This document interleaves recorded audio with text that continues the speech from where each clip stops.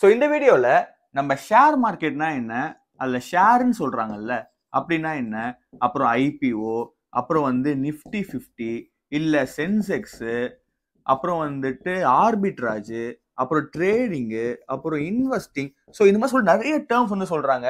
Bro எனக்கு வந்து share மார்க்கெட்னா என்னன்னு தெரியல ப்ரோ, ஆனால் இதெல்லாம் பார்க்க ரொம்ப கன்ஃபியூஸ்டாக இருக்கு அப்படின்றவங்களுக்கு தான் இந்த வீடியோ. இந்த வீடியோ யாருக்கானது அப்படின்னா, ப்ரோ எனக்கு வந்து ஷேர் மார்க்கெட் இன்வெஸ்ட் பண்ண ஆசையா இருக்கு, கொஞ்சம் பணம் சம்பாதிக்கணும்னு ஆசையா இருக்கு, ஆனா எனக்கு அவுட்லைனே தெரியல ப்ரோ, எனக்கு ஷேர் மார்க்கெட் பார்த்தீங்கன்னா ஒரு பேசிக் ஐடியா கூட இல்லை, அது எப்படி ஒர்க் ஆகுது கூட எனக்கு தெரியல ப்ரோ அப்படின்னு சொல்றவங்க தான் இந்த வீடியோ. ஸோ இந்த வீடியோவில் நம்ம நிறைய பேசிக்கான விஷயங்களை வந்து கவர் பண்ண போறோம். வீடியோ ஆரம்பிக்கிறதுக்கு முன்னாடி நான் சில விஷயங்களை கிளாரிஃபை பண்ண ஆசைப்படுறேன். நம்பர் 1, இந்த வீடியோ கொஞ்சம் லென்த்தியா போறதுக்கான வாய்ப்புகள் வந்து அதிகமா இருக்கு. ஏன்னா நீங்க வந்து கஷ்டப்பட்டு ஒரு இடத்துல பணம் சம்பாதிக்கிறீங்க, அந்த சம்பாதிச்ச பணத்தை நீங்க வந்து ஒரு இடத்துல இன்வெஸ்ட் பண்ண போறீங்க அப்படின்னா நீங்க கொஞ்சம் ஜாக்கிரதையா தான் இருக்கணும். ஏன்னா நீங்க ரொம்ப கஷ்டப்பட்டு பணம் சம்பாதிக்கிறீங்க. ரெண்டாவது, இந்த வீடியோவை பார்த்துட்டு நீங்க ஒரு ஷேர் வாங்குறீங்க அப்படின்னா அது உங்க தனிப்பட்ட விருப்பம். ஏன்னா இது கம்ப்ளீட்லி எஜுகேஷன் பர்பஸ்க்காக பில்ட் பண்ணப்பட்ட வீடியோ. மூணாவது, யூடியூப்ல வீடியோ போட்டு பணம் சம்பாதிக்கிற எத்தனையோ பேர் மாதிரி நானும் ஒருத்தன் தான். ஸோ இதே மோட்டிவோட இதே மைண்ட் செட்டோட வாங்க இந்த வீடியோக்குள்ள போகலாம். ஃபர்ஸ்ட் திங், உங்களுக்கு ஷேர் மார்க்கெட்னா என்னன்னு தெரியணும்னா முதல்ல உங்களுக்கு ஷேர்னா என்ன, அதுக்கப்புறம் எப்படி வந்து ஷேர் உருவாகுது அப்படின்னு தெரியணும். ஸோ இது உங்களுக்கு தெரிஞ்சிச்சு அப்படின்னா உங்களுக்கு 50% 60% எப்படி ஒர்க் ஆகுதுன்ற ஒரு அவுட்லைன் வந்து கிடைச்சிடும், ஒரு பேஸ் வந்து கிடைச்சிடும். சரிங்களா? இது கொஞ்சம் கவனமா பாருங்க.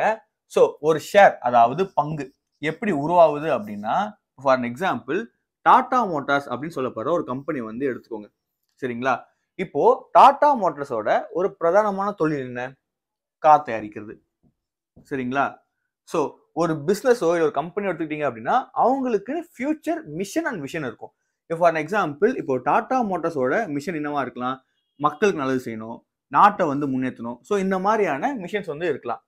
ஓகே, ஸோ விஷன் என்னவா இருக்கலாம்? அதாவது இப்போ வந்து ட்ரெண்டிங்கா இப்போ என்ன போயிட்டு இருக்கு, இப்போ எலக்ட்ரிக் கார்ஸ் வந்து போயிட்டு இருக்கு. ஓகே, ஸோ நான் வந்து இப்போ எலக்ட்ரிக் கார்ஸ் வந்து தயாரிக்க போறேன் அப்படின்ற ஒரு விஷயம் இருக்கலாம். அப்படி இல்லைன்னா மற்ற கம்பெனிஸை விட நான் வந்து குவாலிட்டியான ஒரு காரை வந்து உருவாக்க போறேன் அப்படின்னு சொல்லிட்டு அவங்களுக்கான ஃபியூச்சர் விஷன் அண்ட் மிஷன் வந்து நிறைய இருக்கும். இதெல்லாம் அவங்களுக்கு பண்ணணும் அப்படின்னா அவங்களுக்கு தேவை காசு, அதாவது அவங்களுக்கு மணி தேவைப்படும். சரிங்களா? ஸோ அப்போ இவங்க காசே கிடையாதா? அப்படின்னா அவங்க வந்துட்டு காசே போடாமல் பிசினஸ் பண்ணிருக்காங்க அப்படின்னு கேட்டீங்கன்னா அப்படி கிடையாது. சி, இவங்களுக்கு ஒரு சொத்து மதிப்பு இருக்கும், அதாவது எஸ்டிமேட் பிரைஸ் இருக்கும். அதை நம்ம ஒரு 1000 கோடி ரூபாய் அப்படின்னு வச்சுக்கலாம். ஓகேங்களா? பட் ஸ்டில் இந்த 1000 கோடி ரூபாய் இந்த விஷன் அண்ட் மிஷன் பண்றதுக்கு பத்தாது. ஏன்னா இந்தியா மாதிரி ஒரு பெரிய கண்ட்ரில எத்தனை மக்கள் இருக்காங்க. ஸோ அவங்க எல்லாருக்கும் நம்ம கார் தயாரிக்கணும் அப்படின்னா இந்த காசு வந்து பத்தாது. ஸோ இப்போ நம்மளுக்கு ஃபண்டு தேவை அப்படின்னு சொல்லிட்டு டாடா மோட்டார்ஸ் வந்து முடிவு பண்றாங்க. ஸோ இப்போ இவங்க என்ன பண்ணுவாங்க? டைரக்டா பேங்க்கு போய் அப்ரோச் பண்ணுவாங்க. ஸோ பேங்க் என்ன பண்ணுவாங்க அப்படின்னா, ஓகே இவங்க சொல்ற எல்லா ப்ரொபோசலும் கேட்டு இவங்களுக்கு காசு தருவாங்க, ஆனா லோன் மூலியமா. ஓகேங்களா? ஸோ இந்த லோன் எவ்வளவு வேணா இருக்கலாம், இவங்க எவ்வளவு வேணா கேட்டிருக்கலாம். ஃபார் எக்ஸாம்பிள் இவங்க வந்து 2000 கோடி ரூபாய் கேட்கறாங்கன்னு வச்சுக்கோங்களேன். இப்போ இதுல வந்து ரிஸ்க் இருக்கு. இப்போ இவங்க கதையெல்லாம் கேட்டுட்டு இல்லப்பா இதெல்லாம் செட் ஆகாது, என்னால காசு தர முடியாது அப்படின்னு பேங்க் சொல்லிட்டாங்க அப்படின்னா இது வந்து ஸ்பாயில் ஆயிடும். இந்த ஐடியாவே மொத்தமே வந்து ஸ்பாயில் ஆயிடும். ஸோ இப்படி சிச்சுவேஷன்ஸ் இருக்கும். ஒருவேளை உங்க கதை எல்லாத்தையும் கேட்டுட்டு பேங்க் வந்து அவங்க லோனை வந்து அப்ரூவ் பண்ணிடலாம். ஏன்னா அவங்களோட ட்ரஸ்ட் இருக்கும். ஏன்னா டாடா கம்பெனின்றது ரொம்ப வருஷமா இருக்க ஒரு கம்பெனி, அவங்க ஹிஸ்டரிலாம் பார்த்து அவங்க லோன் கொடுத்துடலாம். ஆனா டாடா மோட்டார்ஸ் மேல ஒரு பயங்கரமான ப்ரெஷர் வந்து உட்காரும். என்ன அப்படின்னா, சி இப்போ அவங்க இந்த காசை வாங்கிட்டு கார் தயாரிக்கணும்னு வச்சுக்கோங்க, அது வந்து மக்களுக்கு வந்து பிடிக்கல, இல்ல அந்த பேட்டரி எல்லாம் வந்து வெடிக்குது. ஸோ இந்த மாதிரியான சிச்சுவேஷன்லாம் இருக்குதுன்ற பட்சத்துல இவங்களோட எக்கனாமி, அதாவது இவங்களோட வர்த்தகம் இல்ல இவங்களோட லாபம் வந்துட்டு கீழே போயிடும். ஸோ இவங்களால இந்த பேங்கோட லோனை கட்ட முடியாது, முதலையும் கொடுக்க முடியாது, வட்டி கொடுக்க முடியாது, ஸோ எதுவுமே கொடுக்க முடியாதுன்றதுனால இது ஒரு பயங்கரமான விஷயத்துக்கு போயிடும். ஸோ மொத்தமா லாஸ் ஆயிட்டு ஜீரோக்கு வந்துருவாங்க. ஸோ இந்த சிச்சுவேஷன் தான் நம்ம வந்துட்டு பேங்க் கரப்ட் அப்படின்னு வந்து சொல்றோம். ஸோ இதெல்லாம் அவாய்ட் பண்ணணும்னு சொல்லிட்டு தான் ஷேர் அப்படின்னு சொல்லப்படுற ஒரு ஆல்டர்னேட் அப்ரோச்சுக்குள்ள வராங்க. இப்போ டாடா மோட்டார்ஸ் வந்து ஆல்டர்னேட்டா ஒரு முடிவு எடுப்பாங்க. ஃபார் எக்ஸாம்பிள் எந்த சேஞ்சுமே இருக்காது. இப்போ டாடா மோட்டார்ஸோட சொத்து மதிப்பு அதே 1000 கோடி ரூபாவா தான் இருக்கும், அதே மிஷன் அண்ட் விஷன் தான் இருக்கும், அதே மாதிரி அதே கார் தயாரிக்கிறதா தான் இருக்கும். சரிங்களா? ஆனா இந்த வாட்டி இவங்க பேங்க் கிட்ட போகாம நம்மள மாதிரி மக்கள் கிட்ட ஃபண்டை திரட்டுறதுக்காக வருவாங்க. சரிங்களா? ஸோ இது எப்படி அப்ரோச் பண்ணுவாங்க அப்படின்னா, அவங்களோட வேல்யூவேஷன் இருக்கு தெரியுமா, 1000 கோடி ரூபாவை ஒரு 1,00,000 துண்டா வந்து பிரிப்பாங்க. ஃபார் எக்ஸாம்பிள் நான் சொல்றேன், அது 1,00,000 இருக்கலாம், இல்ல 1 மில்லியனா இருக்கலாம், இல்ல ஆயிரக்கணக்கான துண்டுகளா இருக்கலாம். ஸோ அந்த அளவுக்கு டிவைட் வந்து பண்ணிடுவாங்க. ஸோ இதை டிவைட் பண்ணதுக்கு அப்புறம் உங்களுக்கு வந்து ஒரு துண்டு வேல்யூ கிடைக்கும். அந்த துண்டு வேல்யூ தான் 100 ரூபான்னு வச்சுக்கோங்க. ஒரு எக்ஸாம்பிள் சொல்றேன், 100 ரூபான்னு வச்சுக்கோங்க.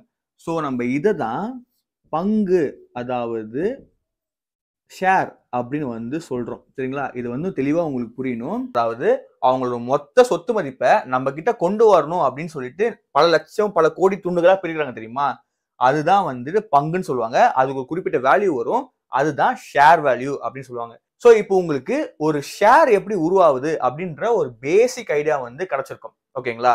இப்போ டாடா மோட்டார்ஸ் வந்துட்டு ஷேர்ஸை வந்து டிக்ளேர் பண்ணிட்டாங்க. அதாவது ஒரு ஷேரோட விலை வந்து 100 ரூபாய் அப்படின்னு சொல்லி டிக்ளேர் பண்ணிட்டாங்க. ஸோ இது யாருக்காக டிக்ளேர் பண்றாங்க? நம்மள மாதிரி ஆளுங்க வாங்கணும் அப்படின்னு சொல்லிட்டு தான் டிக்ளேர் பண்றாங்க. ஓகே. ஸோ இப்போ நம்ம வாங்கணும் அப்படின்னா அந்த இடத்துல ட்ரேட் அப்படின்னு சொல்ற ஒரு விஷயம் நடக்கணும். அதாவது பங்கு மாற்றம் அப்படின்னு நடக்கணும். ஃபார் எக்ஸாம்பிள் இவ்வளவு காசு தரேன், அதுக்கேற்ற பொருளை நீங்க தாங்க அப்படின்னு சொல்லப்படுற ஒரு இடத்துக்கு வந்து வரணும். ஸோ அப்படிப்பட்ட ஒரு இடத்த சூஸ் பண்றது தான் ஷேர் மார்க்கெட். சரிங்களா? எப்படி வந்துட்டு இந்த பல்லாவர சந்தை, கோயம்பேடு சந்தைலாம் இருக்கோ அந்த மாதிரி ஷேர்லாம் வந்து வாங்குற ஒரு சந்தை தான் ஷேர் மார்க்கெட். எப்படி காய்கறி வாங்குறாங்களோ இந்த மார்க்கெட்ல வந்து ஷேரை வாங்குறதுக்காக மக்கள் வருவாங்க. ஓகேங்களா? சோ மக்கள் என்ன பார்ப்பாங்க? ஓ ஓகே, டாடா மோட்டார்ஸ் கம்பெனி இருக்கா? ஓ அது 1000 கோடி ரூபாய் வந்துட்டு மதிப்பு இருக்கா? ஓகே, இங்க வந்து எலக்ட்ரிக் வெஹிக்கிள்ஸ் வந்து உருவாக்க போறாங்களா? சோ இவங்க பிரதான தொழில் வந்து கார்ஸ் தானா? ஓகே, நல்லா இருக்கே, இந்த கம்பெனி மேல நம்ம காசு போடலாமே அப்படின்னு சொல்லிட்டு முடிவு பண்ணுவாங்க. ஆனா இதுல வந்து ஒரு சிக்கல் இருக்கு. என்னன்னா யாரை நம்பி காசு கொடுக்கறது? இவங்க காசு கொடுத்தாங்க அப்படின்னா கண்டிப்பா பொருள் தருவாங்களா அப்படின்ற ஒரு ட்ரஸ்ட் யார் பில்ட் பண்றது? சோ அங்கதான் ஷேர் மார்க்கெட் வந்து நிக்குது. சோ அப்படிப்பட்ட ஒரு ட்ரஸ்ட் பில்ட் பண்ற இடம் தான் ஷேர் மார்க்கெட். சோ இப்போ உங்களுக்கு ஷேர்னா என்ன தெரிஞ்சிச்சு, ஷேர் மார்க்கெட் தெரிஞ்சிச்சு. இப்போ நான் உங்களுக்கு ஒரு 2 விஷயம் சொல்லி தரேன். ஷேர் மார்க்கெட்லயே 2 மார்க்கெட் இருக்கு. அதாவது என்எஸ்சி, இன்னொன்னு பிஎஸ்சி. ஓகேங்களா? சோ என்எஸ்சினா என்ன, பிஎஸ்சி சொல்றதுக்கு முன்னாடி உங்களுக்கு கிளாரிட்டி வந்து கொடுக்க விரும்புறேன். இப்போ பிளிப்கார்ட்னு ஒண்ணு இருக்கா, அமேசான் ஒண்ணு இருக்கா? இப்போ ரெண்டுத்துலயுமே ஒரே ப்ராடக்ட்ஸ் தான் வந்து விக்கிறாங்க. ஆனா வாங்குற இடம் வந்து மாறுது பாத்தீங்களா? சோ அதுதான் இங்க நடக்குது. ஷேர் மார்க்கெட் என்னமோ ஒண்ணுதான், லிஸ்ட் ஆகிற காய்கறிகள் என்னமோ ஒண்ணுதான், பிசினஸ் என்னமோ ஒண்ணுதான், ஸ்டாக்ஸ் என்னமோ ஒண்ணுதான், ஷேர்ஸ் என்னமோ ஒண்ணுதான். ஆனா வாங்குற இடம் வந்து மாறுபடும். ஓகேங்களா? சோ அதுதான் வந்து என்எஸ்சி அண்ட் பிஎஸ்சின்னு சொல்லுவாங்க. என்எஸ்சி அப்படின்னா நேஷனல் ஸ்டாக் எக்ஸ்சேஞ்ச், பிஎஸ்சி அப்படின்னா பாம்பே ஸ்டாக் எக்ஸ்சேஞ்ச். சோ இந்த 2 இடத்த வந்து யூஸ் பண்ணி ஷேர் மார்க்கெட்ல இருந்து பங்குகளை வந்துட்டு மக்களால் வாங்க முடியும். இப்போ வந்து ஒரு டவுட் வரும். சோ இப்போ ரெண்டுத்துக்கும் என்ன வித்தியாசம்? இது வேற ஒரு கம்பெனியா அப்படின்னு கேட்டீங்க அப்படின்னா, எஸ், இது வேற ஒரு கம்பெனி மாதிரி தான். இதுல இருக்க ஒரு சின்ன டிஃபரன்ஸ் என்ன அப்படின்னு பாத்தீங்க அப்படின்னா பிரைஸ் டிஃபரன்ஸ் தான். சரிங்களா? இப்போ நம்ம எப்படி வந்து பிளிப்கார்ட், அமேசான்ல ஒரு பொருள் வாங்கும்போது கம்பேர் பண்ணி வாங்குறோமோ அந்த மாதிரி இதுலயும் வந்து பிரைஸ் வந்து கம்பேர் பண்ணி வாங்குவோம். ஃபார் எக்ஸாம்பிள் டாடா மோட்டார்ஸ் இதுல வந்துட்டு ஒரு 100 ரூபாய்க்கு லிஸ்ட் ஆகுதுன்னு வச்சுக்கோங்களேன். சோ இப்போ இந்த இடத்துல ஒரு 100.50 காசு ஒரு எக்ஸ்ட்ரா லிஸ்ட் ஆகுது. சோ இப்போ நீங்க என்ன பண்ணணும் அப்படின்னா 2 மார்க்கெட்டையும் பார்த்துட்டு உங்களுக்கு எது சீப்போ இல்ல உங்களுக்கு எது ட்ரஸ்ட் ஒர்த்தியான மார்க்கெட்டோ அதை நீங்க பார்த்து வாங்கிக்கலாம். இப்போ இந்த பிரைஸ் டிஃபரன்ஸ் இருக்கு பாத்தீங்களா? இந்த ஒரு 50 காசு டிஃபரன்ஸ் இருக்கு பாத்தீங்களா? சோ இந்த 50 காசு டிஃபரன்ஸை தான் நம்ம வந்து ஆர்பிட்ராஜ் அப்படின்னு சொல்லுவோம். இந்த வார்த்தை நீங்க நிறைய கேள்விப்பட்டிருக்கலாம். சரிங்களா? சோ நல்லா வச்சுக்கோங்க. நீங்க ஒரு ஷேர் மார்க்கெட்ல பொருள் வாங்க போறீங்க அப்படின்னா ஒன்னு நீங்க என்எஸ்சில வாங்கணும் இல்ல பிஎஸ்சில வாங்கணும். அதுல என்ன டிஃபரன்ஸ் அப்படின்னா பிரைஸ் வந்து டிஃபரன்ஸ் ஆகும். சோ அந்த பிரைஸ் டிஃபரன்ஸ் தான் ஆர்பிட்ராஜ் அப்படின்னு வந்து சொல்லுவாங்க. சோ இதெல்லாம் நீங்க அனலைஸ் பண்ணிட்டு உங்களுக்கு எது ஒர்த் இல்லை, உங்களுக்கு எது வந்து கான்ஃபிடண்டா இருக்கோ அந்த மார்க்கெட்ல போய் நீங்க ஷேரை வந்து வாங்கிக்கலாம். இப்போ நம்ம ஐபிஓனா என்னன்னு பாத்திரலாம். இது ரொம்ப காமனா இப்போ வந்து எல்லாரும் யூஸ் பண்ணிட்டு இருக்காங்க. ப்ரோ என்டிபிசியோட ஐபிஓ ரிலீஸ் ஆகுது, பஜாஜ் ஹவுசிங் ஃபைனான்ஸோட ஐபிஓ வந்து ரிலீஸ் ஆகும் சொல்றாங்க. எனக்கு ஐபிஓ என்ன தெரியாது ப்ரோ அப்படின்னா ஒண்ணு இல்ல. ஐபிஓனா இனிஷியல் பப்ளிக் ஆஃபரிங். அதாவது இப்போ ஒரு கம்பெனி ஷேர் மார்க்கெட்டுக்குள்ள வருது அப்படின்னா அவங்க பங்குகளை ரிலீஸ் பண்றாங்கல்ல, அதுதான் ஐபிஓ. இன்னும் சொல்ல போனா அப்படின்னா இப்போ ஒரு கம்பெனி ஷேர் மார்க்கெட்டுக்குள்ள ஷேர் ரிலீஸ் பண்ண போறாங்க முடிவு பண்ணிட்டாலோ இல்ல லிஸ்ட் பண்ணிட்டாங்களோ அந்த ஷேரை தான் நம்ம வந்து ஐபிஓ அப்படின்னு சொல்லுவோம். இது எங்க ஸ்பெசிஃபிக்கா யூஸ் பண்ணுவாங்கன்ற நான் சொல்றேன். இப்போ டாடா மோட்டார்ஸ் வந்து ஷேர் மார்க்கெட் புதுசா வராங்கன்னு வச்சுக்கோங்களேன். அவங்க என்ன பண்ணுவாங்க அப்படின்னா அவங்களோட பங்குகளை டைரக்டா வந்து மார்க்கெட்ல போட்டுற மாட்டாங்க. அது என்எஸ்சியா இருக்கட்டும், பிஎஸ்சியா இருக்கட்டும், அதை வந்து தூக்கி போட்டுற மாட்டாங்க. அதுக்கு முன்னாடி மக்களோட ஆர்வம் எப்படி இருக்குன்னு தெரிஞ்சுக்கிறதுக்காக லாட்டரி சிஸ்டம் வந்து கொண்டு வருவாங்க. ஓகேங்களா? சோ நீங்க கேட்கலாம், என்னடா இது லாட்டரி கான்செப்ட்ன்றது புரியல அப்படின்னா ரொம்ப சிம்பிள் தான் சொல்றேன். இப்போ ஒரு ஷேரை ஒரு லேண்டா வந்து இமேஜின் பண்ணிக்கோங்க. சரிங்களா? இங்க வந்து இப்போ கோயம்பேட்டில் நம்ம வந்து ஒரு லேண்டை வந்து வாங்குறோம். ஸோ இப்போ நாளடைவில் இங்க ஒரு மால் வருது, இங்க ஒரு பஸ் ஸ்டாண்ட் வருது, இங்க வந்து ஒரு ஏர்போர்ட் வருது அப்படின்னா இப்போ லேண்டோட மதிப்பும் சேர்ந்து ஏறும். சரிங்களா? ஸோ அதே கான்செப்ட் தான் இப்போ டாடா மோட்டார்ஸ் இனிஷியலா வரப்போ அதோட வேல்யூ வந்து 100 ரூபாவா தான் இருக்கும். நாளைக்கே மக்கள் வந்துட்டு ஆஹா இந்த ஷேர் சூப்பரா இருக்கு, ஆனா இவங்க வந்து 1000 கோடி ரூபாய் தான் வந்து கோட் பண்ணியிருப்பாங்க, ஆனா என்னோட பார்வையில வந்து இது 3000 4000 கோடி கூட ஈஸியா வந்து அடிச்சிரும் அப்படின்னு சொல்லிட்டு மக்கள்லாம் வந்து முடிவு பண்றாங்க. அப்ப என்ன ஆகும் அப்படின்னா இது மேல ஆர்வம் அதிகமாகும். ஸோ ப்ராஃபிட் பண்றதுனா நிறைய நம்மள மாதிரி இன்வெஸ்டர்ஸ்லாம் வந்து குவிவாங்க. ஸோ இப்போ ஆட்டோமேட்டிக்கா இது பிரைஸ் வந்து ஏறிடும். ஓகேங்களா? ஸோ நான் சொல்றது புரியல அப்படின்னா, நீங்க ஷேர் மார்க்கெட்ல அடிக்கடி இப்படி ஒரு கிராஃப் போகும் பார்த்திருக்கீங்களா? மேல கீழ மேல கீழன்னு சொல்லிட்டு. ஸோ அதுதான் இந்த கிராஃப். எப்போலாம் அவங்க ஆர்வம் அதிகமாகுதோ அப்போ வாங்குவாங்க. எப்போலாம் அவங்க ஆர்வம் கம்மியாகுதோ அது விற்பாங்க. இன்னும் ஸ்பெசிஃபிக்கா சொல்ல போனோம்னா, ஷேர் மார்க்கெட்ல எப்பப்போலாம் வாங்குறாங்களோ அப்போல்லாம் வந்துட்டு இந்த கிராஃப் ஏறும். ஷேர் மார்க்கெட்ல எப்பப்போலாம் விற்கிறாங்களோ அப்போ இந்த கிராஃப் வந்து இறங்கும். ஸோ இதுதான் நம்ம வந்துட்டு புக் வேல்யூ அப்படின்னு சொல்லுவோம். புக் வேல்யூனா இதுதான் வந்து ஒரு ஷேரோட ஒரிஜினல் வேல்யூ. அதாவது அது ஒரு லேண்டாவே இருக்காது, சுத்தி எதுவுமே கிடையாது. அதுன்ற பட்சத்துல அதோட மதிப்பு வெறும் ₹100 தான். ஓகேங்களா? சோ இப்போ நம்ம அந்த ஸ்பாட்லயே இதை வந்து வாங்கிடணும். லிஸ்ட் ஆகிறதுக்கு முன்னாடி ப்ரீ புக் பண்ணி வாங்கிடணும் அப்படின்ற ஒரு சிஸ்டம் தான் லாட்டரி சிஸ்டம். ஸோ நீங்க பேன் கார்டோ ஆதார் கார்டோ வச்சு நீங்க வந்து அப்ளை பண்ணிக்கலாம். ஓகே, இப்போ உங்களுக்கு ஐபிஓன்னு தெரிஞ்சிச்சு, புக் வேல்யூனா என்ன தெரிஞ்சிச்சு, எப்படி மேலே ஏறுது ஷேர் மார்க்கெட் கீழே இறங்குது அப்படின்னு தெரிஞ்சிச்சு. சரிங்களா? ஸோ எல்லாம் மைண்ட்ல வச்சுக்கோங்க. அடுத்தது நிஃப்டி 50னா என்ன, சென்செக்ஸ்னா என்ன அப்படின்றது தான் பார்க்க போறோம். இது நீங்க வந்து நிறைய பேர் சொல்லி கேள்விப்பட்டிருக்கலாம். நியூஸஸ்ல அடிக்க சொல்லுவாங்க, நிஃப்டி 50 கீழே இறங்கிடுச்சு, சென்செக்ஸ் வந்து மேலே ஏறிடுச்சு, ஸோ ஷேர் மார்க்கெட் டவுன்ல இருக்கு அப்ல இருக்குன்னு சொல்லிட்டு முடிவு பண்ணுவாங்கல்ல. இது ரொம்ப சிம்பிள் தான். நிஃப்டி 50ன்றது என்எஸ்சில இருக்க டாப் 50 கம்பெனி. சென்செக்ஸ்ன்றது பிஎஸ்சில இருக்க டாப் வந்து 100 கம்பெனி. ஓகேங்களா? ஸோ ஒரு மார்க்கெட்டுக்கு ஏற்ற மாதிரி அவங்க டாப் அண்ட் லோ கம்பெனிஸ் பிரிச்சுப்பாங்க. ஸோ அதுல என்எஸ்சில இருக்க, அதாவது நேஷனல் ஸ்டாக் எக்ஸ்சேஞ்சில் இருக்க டாப் 50 கம்பெனி நிஃப்டி 50 சொல்லுவாங்க. பிஎஸ்சில இருக்க டாப் 100 கம்பெனில வந்து சென்செக்ஸ் சொல்லுவாங்க. இது ஏன் சொல்றாங்க அப்படின்னா, இப்போ நீ ஷேர் மார்க்கெட்ல போறீங்க அப்படின்னா நீங்க எவென்ச்சுவலி என்ன பண்ணுவீங்க, எது நல்லா பெர்ஃபார்ம் பண்ற ஸ்டாக்கோ அதெல்லாம் காசு போடுவீங்களா. ஸோ அது மார்க்கெட்டே உங்களுக்கு எடுத்து கொடுக்குது. ஸோ அதான் நிஃப்டி 50 பிஎஸ்சின்னு சொல்லுவாங்க. டேர்ம்ஸ்லாம் என்ன பயங்கரமா தாங்க இருக்கும் இந்த ஃபினான்ஸ் ஃபீல்ட்ல. ஆனா கத்துக்கிட்டீங்க அப்படின்னா ரொம்ப சிம்பிளா இருக்கும். நெக்ஸ்ட், டிமேட் அக்கௌண்ட்னா என்ன, போர்ட்ஃபோலியோனா என்ன அப்படின்னு பார்த்துக்கலாம். டிமேட் அக்கௌண்ட்னா ஒண்ணுமே கிடையாது. இப்போ ஃபார் எக்ஸாம்பிள், இப்போ நீங்க ஷேர் மார்க்கெட்ல ஷேர் வாங்க போறீங்க. அது என்எஸ்சியா இருக்கலாம், இல்லைன்னா வந்து பிஎஸ்சியா இருக்கலாம். ஓகேங்களா? எல்லா மார்க்கெட் மாதிரியும் உங்களால டேரக்டா போயிட்டு வாங்க முடியும். ஃபார் எக்ஸாம்பிள், நீங்க பலவ சந்தைக்கு போறீங்க அப்படின்னா நீங்க காசு கொடுத்து பொருளை வாங்கிக்கலாம். ஆனா இந்த மார்க்கெட்ல கொஞ்சம் வித்தியாசம் என்ன அப்படின்னா, இந்த மார்க்கெட்ல உங்க ஸ்ட்ரெயிட்டா ஒரு ஷேரை வந்து வாங்க முடியாது. அதுக்கு பதிலா புரோக்கர் மூலியமா தான் வாங்க முடியும். ஓகேங்களா? சோ இப்போ நீங்க என்ன பண்ணணும் அப்படின்னா, ஒரு புரோக்கரை கண்டுபிடிக்கணும். சோ இப்போ இந்த இடத்துல பேங்க்ஸ் தான் வந்து புரோக்கர். ஓகேங்களா? அது ஐசிசிஐவா இருக்கலாம், HDFCயா இருக்கலாம், கொடாக்கா இருக்கலாம், எதுவாக இருக்கலாம். நீங்க என்ன பண்ணணும் அப்படின்னா, அவங்க கிட்ட அப்ரோச் பண்ணி அவங்க ஆப்பை வந்து டவுன்லோட் பண்ணிக்கணும். இது டிஜிட்டல் புரோக்கர் அப்படி சொல்லுவாங்க. இப்போ நீங்க ஆப்பை யூஸ் பண்ணி அதை நீங்க வாங்குறதுனால பேங்க் ஒரு கமிஷன் கிடைக்குது பாத்தீங்களா.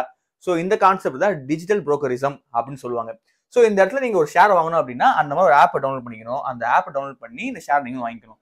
சோ அந்த ஆப்போட பேர் தான் டிமேட். ஓகேங்களா?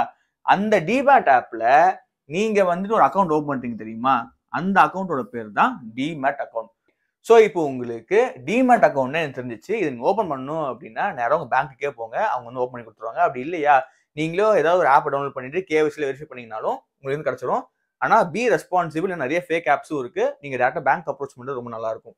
அடுத்தது இன்வெஸ்டர், அப்புறம் வந்து ட்ரேடர். இதுக்கு என்ன ப்ரோ வித்தியாசம்? நீங்க ஷேர் மார்க்கெட் பத்தி பேச ஆரம்பிச்சீங்க அப்படின்னா சில பேர் சொல்லுவாங்க, ப்ரோ நான் வந்து இன்வெஸ்டர் ப்ரோ, நான் வந்து ட்ரேடர் ப்ரோ அப்படின்னு சொல்லுவாங்க. அப்படி அந்த இன்வெஸ்டர்னா யாரு, ட்ரேடர்னா யாரு?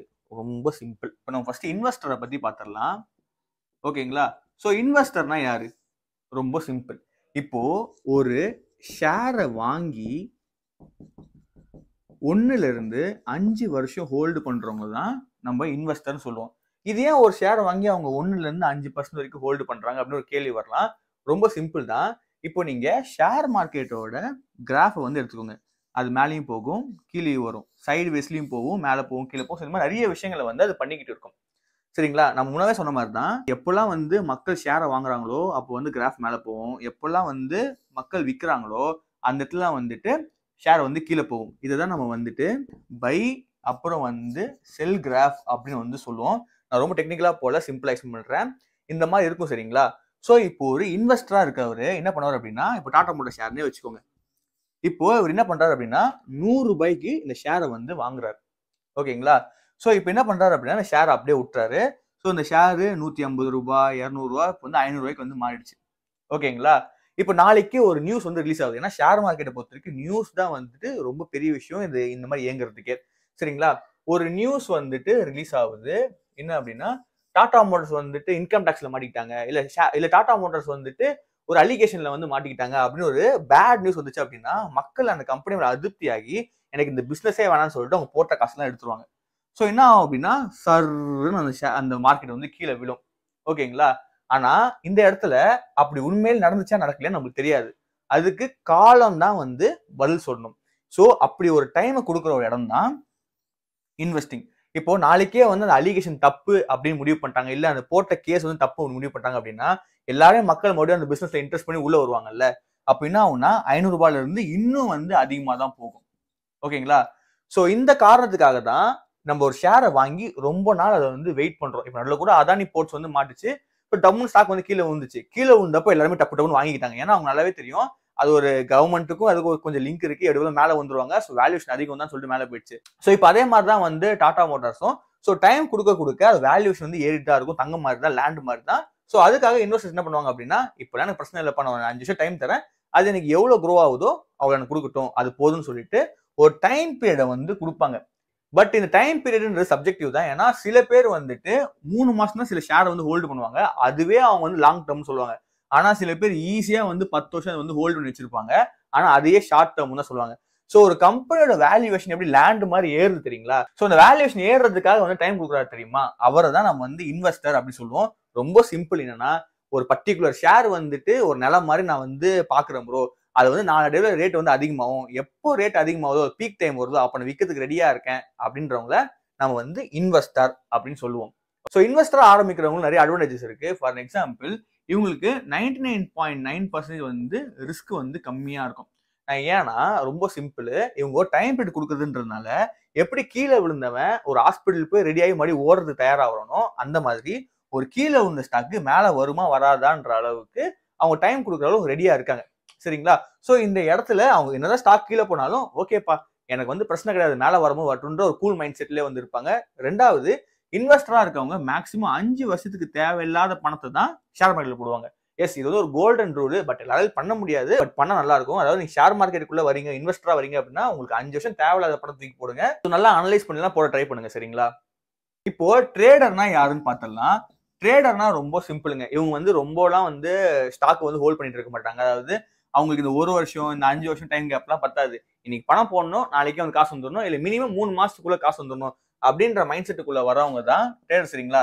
ஸோ இவங்களாம் எப்படி பண்ணுவாங்க அப்படின்னா, இவங்க நிறைய டெக்னிக்கல்ஸை வந்து ஃபாலோ பண்ணுவாங்க. இப்போ ஃபார் எக்ஸாம்பிள் வந்து பிரைஸ் ஆக்ஷனு, அதுக்கப்புறம் வந்து கேண்டில் ஸ்டிக்ஸு, ஸோ இந்த மாதிரியான ஒரு சார்ட் பேட்டர்ன்ஸ்லாம் ஃபாலோ பண்ணி ஸ்டாக் வந்து வாங்குவாங்க. இப்போ ஃபார் எக்ஸாம்பிள் என்ன பண்ணுவாங்க அப்படின்னா, இன்னைக்கு வந்து வராங்க, இப்போ ஷேர் மார்க்கெட்ல வராங்க, ஒரு நியூஸ் வருது, அதாவது கோல்டு விலை வந்து ரொம்ப ஹை ஆகுது அப்படின்னு சொல்லிட்டு நியூஸ் வருதுன்னு வச்சுக்கோங்களேன். ஸோ மக்கள் என்ன பண்ணுவாங்க, எல்லாரும் வாங்க இன்ட்ரெஸ்ட் பண்ணுவாங்கல்ல. ஸோ ஈஸியா வந்து ஷூட் அப் ஆயிடும் இந்த கிராஃப், அப்போ டப்பு டப்புன்னு கீழே மேலும் போயிட்டு இருக்கும். ஸோ இந்த ட்ரேடர்ஸ் என்ன பண்ணுவாங்க அப்படின்னா, இருக்கிறது லோ பாயிண்ட்ல வந்து வாங்கிட்டு ஹை பாயிண்ட்ல வந்து செல் பண்ணிடுவாங்க. ஓகேங்களா? ஸோ அவங்கள பொறுத்த வரைக்கும் 2 இல்ல 3 வாரத்திலே போட ட்ரேட் முடிஞ்சிடும். சில நாள்ல வந்து ஒரே நாள்ல கூட ட்ரேட் வந்து முடிஞ்சிடும். ஓகேங்களா? ஸோ இந்த மாதிரி ஷார்ட் டேர்ம்ல இன்வெஸ்ட் பண்றவங்களை தான் நம்ம ட்ரேடர்னு சொல்றோம். பட் இதுல அப்படியே டோட்டலி ஆப்போசிட், 99.9% வந்து ரிஸ்க் இருக்கு. ஏன்னா இதுல மோசமான சில விஷயங்கள்லாம் வந்து இருக்கு. மோசம்னு சொல்ல முடியாது, இல்ல ரொம்ப ரிஸ்க் இன்வால்வ் ஆயிருக்கு அப்படின்னு தான் சொல்லணும். ட்ரேடிங்ல நிறைய ட்ரேடிங் இருக்கு, இன்ட்ராடே இருக்கு, ஆப்ஷன்ஸ் அண்ட் ஃபியூச்சர்ஸ் இருக்கு. ஸோ இந்த மாதிரி நிறைய ட்ரேடிங்ஸ் இருக்கு. இதுல வந்து ஹை ரிஸ்க் ஹை ரிட்டர்ன், இது பத்தி டெடிகேட்டான வீடியோ நான் போடுறேன். இது தப்பு கிடையாது, பட் இது ரொம்ப ரிஸ்கியான ஒரு விஷயம், தெரிஞ்சுக்கோங்க. லாஸ்ட் டாபிக் என்னன்னா ரிஸ்க். எஸ், நீங்க ஷேர் மார்க்கெட்டை பத்தி பேச நிறைய பேர் கேட்டு பாருங்க, அவங்க ரிஸ்க் சொல்லிட்டே இருப்பாங்க. ஆனா அவங்க கிட்ட கேட்டு பாத்தீங்க அப்படின்னா என்ன ரிஸ்க்னே தெரியாது. ஸோ ஷேர் மார்க்கெட்ல என்ன ரிஸ்க்ன்றத நான் சொல்றேன். நம்பர் 1, ஷேர் மார்க்கெட்டுன்றது கம்ப்ளீட்டா வந்து நியூஸை நம்பி ஓடுற ஒரு மார்க்கெட்டு. ரெண்டாவது, பிசினஸை நம்பி தொழில் பண்ற ஒரு மார்க்கெட். சரிங்களா? இப்போ ஒரு பிசினஸ் வந்து கவுத்து விட்டுருச்சு, இல்ல அந்த பிசினஸ் நல்லா ஓடவே இல்லை அப்படின்னா நீங்க போட்ட காசு வந்து அடி வாங்கும். இல்ல நீங்க வந்து சூப்பரா ஒரு கம்பெனி நல்லா இருக்கும் அப்படின்னு சொல்லிட்டு ஆசைப்பட்டு ஒரு ஷேரை வந்து வாங்குறீங்க, நாளைக்கே வந்து அது டுபாக் ஒரு கம்பெனி, இல்லைன்னா வந்துட்டு அதுல ரொம்ப அலிகேஷன்ஸ் இருக்கு, அவங்க டாக்ஸ் ஒழுங்கா கட்டல, அவங்க வந்து வர்த்தகம் சரியா பண்ணல, அவங்க மேல நிறைய அலிகேஷன்ஸ் இருக்கு, கம்ப்ளைண்ட்ஸ் இருக்கு அப்படின்னா அந்த ஷேரோட பிரைஸ் வந்து கம்மியாயிடும். ஸோ நீங்க போட்ட பணம் வந்து கீழே போயிடும். இப்போ ஃபார் அன் எக்ஸாம்பிள், இப்போ வந்துட்டு நீங்க வந்து 1000 ரூபாய் ஒரு ஸ்டாக் மேல போட்டிருக்கீங்க. ஸோ இந்த மாதிரி சிச்சுவேஷன் நடக்குது அப்படின்னா நாளைக்கு 500 ரூபாய் மாறலாம். ஸோ இப்போ அந்த இடத்துல உங்களுக்கு அர்ஜென்ட் தேவை வந்துட்டு இருக்கலாம். ஓகேங்களா? ஸோ இப்போ அந்த இடத்துல உங்க காசு எடுக்கவே முடியாது. இப்போ நான் அந்த சிச்சுவேஷன்லாம் மாட்டிட்டு இருக்கேன். ஸோ என்ன மிஸ்டேக்லாம் பண்ணாதீங்க. சரிங்களா? ஸோ அந்த மாதிரிலாம் இருக்கலாம். அப்போ அந்த இடத்துல உங்களுக்கு போட்ட காசு வந்து கீழே போகுது. ஸோ இந்த மாதிரி நடக்கூடாது அப்படின்னா நீங்க 2 விஷயம் பண்ணணும். நம்பர் 1, ஒரு ஸ்டாக்கை நல்லா அனலைஸ் பண்ணி நீங்க போடணும். உங்களுக்கு வேணும் அப்படின்னா அந்த வீடியோ நான் போட ட்ரை பண்றேன். டிஸ்கிரிப்ஷன்ல வந்துட்டு ஃபண்டமெண்டல்ஸ் போடுங்க, நான் கண்டிப்பா உங்களுக்கு எப்படி அனலைஸ் பண்ண சொல்லி தரேன். ரெண்டாவது, டைவர்சிஃபிகேஷன் அப்படின்னு சொல்லப்படுற ஒரு விஷயம் நீங்க கான்சென்ட்ரேட் பண்ணணும். சரிங்களா? இதை பத்தின வீடியோ நான் போட்டிருக்கேன். இது டிஸ்கிரிப்ஷன்ல கமெண்ட் செக்ஷன்ல லிங்க் தரேன், பார்த்து தெரிஞ்சுக்கோங்க. சரிங்களா? ஸோ இந்த மாதிரி ரிஸ்க் இன்வால்வ் ஆனது தான் ஷேர் மார்க்கெட்ன்றதை தெரிஞ்சுக்கோங்க. நான் ஒரு எக்ஸாம்பிளுக்காக தான் சொல்றேன். நிறைய ரிஸ்க் இதுல இருக்கு. நெக்ஸ்ட் நிறைய பேர் வந்து கேக்குறீங்க, போர்ட்ஃபோலியோ அப்படின்னா என்ன ப்ரோ அப்படின்னா, இது கேட்கும்போது பயங்கர டெக்னிக்கலா இருக்குல்ல, ஆனா அது ஒண்ணுமே கிடையாது. இப்போ நீங்க வந்து ஒரு ஷேர் வாங்குறீங்கன்னு வச்சுக்கோங்களேன். இப்போ ஒரு பர்டிகுலர் கம்பெனியோட ஒரே ஒரு ஷேர் தான் நீங்க வாங்குறீங்க. அது டாடா மோட்டார்ஸா இருக்கலாம், இல்ல டாடா ஸ்டீலா இருக்கலாம். ஏதோ ஒரு கம்பெனியோட ஒரே ஒரு ஷேர் வாங்குறீங்க அப்படின்னா அது பேர் வந்து ஷேர். இப்போ நீங்க நிறைய கம்பெனியோட நிறைய ஷேர் வாங்குறீங்க அப்படின்னா அது பேர் வந்து ஸ்டாக். சரிங்களா? சோ இப்போ இந்த ஸ்டாக் எல்லாம் ஒரு இடத்துல லிஸ்ட் ஆகும் உங்களோட டிமேட் ஆப்ல. 1 2 3 4 அப்படி சொல்லிட்டு. சோ அப்படி லிஸ்ட் ஆகுது தெரியுமா? உங்களோட பர்சனலான ஸ்டாக்ஸ் எல்லாம் ஒரு லிஸ்ட் ஆகுதுல்ல, அதுதான் வந்து போர்ட்ஃபோலியோ. இதெல்லாம் வந்து ரொம்ப காமனான டேர்ம்ஸ். சரிங்களா? இது பார்க்க ரொம்ப டெக்னிக்கலா இருக்கும், பட் ரொம்ப சிம்பிள். ஓகேங்களா? ஸோ இந்த வீடியோட கன்க்ளூஷன் வந்துட்டோம். ஸோ இந்த வீடியோவில் எனக்கு தெரிஞ்ச எல்லாமே சொல்லி கொடுத்துட்டேன். இது கண்டிப்பாக ஒரு பிகினருக்கு ஒரு பேசிக் லெவலில் ஃபவுண்டேஷன் போடுற அளவுக்கு ஒரு நாலேஜ் வந்து கொடுத்துருக்குன்றத நம்புறேன். ஸோ இந்த வீடியோ உங்களுக்கு யூஸ்ஃபுல்லாக இருந்தா அப்படின்னா கீழே கமெண்ட் செக்ஷன் கொஞ்சம் சொல்லுங்க, எனக்கு கொஞ்சம் என்கரேஜ்மெண்ட்டாக இருக்கும். இல்லை ப்ரோ எனக்கு வந்து இன்னும் கொஞ்சம் டவுட்ஸ் இருக்கு அப்படின்னா கீழே கமெண்ட் செக்ஷனில் போடுங்க, நான் சொல்ல ட்ரை பண்ணுறேன். சரிங்களா? ஸோ முன்னமே சொன்ன மாதிரி தான் இந்த வீடியோ கம்ப்ளீட்லி எஜுகேஷன் பர்பஸாக இருக்கும். ஸோ நீங்கள் யார் பேச்சு கேட்டு இன்வெஸ்ட் பண்ணாதீங்க. உங்களுக்கு தோணுச்சு அப்படியே இன்வெஸ்ட் பண்ணுங்க. அப்படி இல்லையா உங்கள் லைஃப் ஜாலியாக வந்து ரன் பண்ணிக்கோங்க. ஸோ இந்த சேனலுக்கு நீங்கள் புதுசாக இருந்தீங்க அப்படின்னா என்னோட பேர் வந்து பிரிதீஷ். நம்ம நிறைய இந்த வெல்த் கிரியேஷன், மணி பற்றி, ஷேர் மார்க்கெட் பற்றி நிறைய பேசுவோம். ஸோ இந்த மாதிரி இன்ட்ரெஸ்ட் இருக்கு அப்படின்னா என்ன சப்ஸ்கிரைப் பண்ணி வச்சுக்கோங்க. ஏன்னா எத்தனையோ சேனல் சப்ஸ்கிரைப் பண்ணுறீங்க. இது கொஞ்சம் உருப்படுற கண்டென்ட் போடுற சேனல். ஸோ சப்ஸ்கிரைப் பண்ணால் நல்லா இருக்கும்னு நினைக்கிறேன். இல்லை ப்ரோ என் ஃப்ரெண்டு கொஞ்சம் உருப்படணும் ஆசைப்படுறேன், அவனும் கொஞ்சம் வெல்த் கிரியேஷன் பண்ணணும் ஆசைப்படுறேன் அப்படின்னா இந்த வீடியோ ஷேர் பண்ணி விடுங்க. ஓகே, இந்த மாதிரி இன்ட்ரெஸ்டிங்கான வீடியோவோட நெக்ஸ்ட் வீடியோ. Bye bye.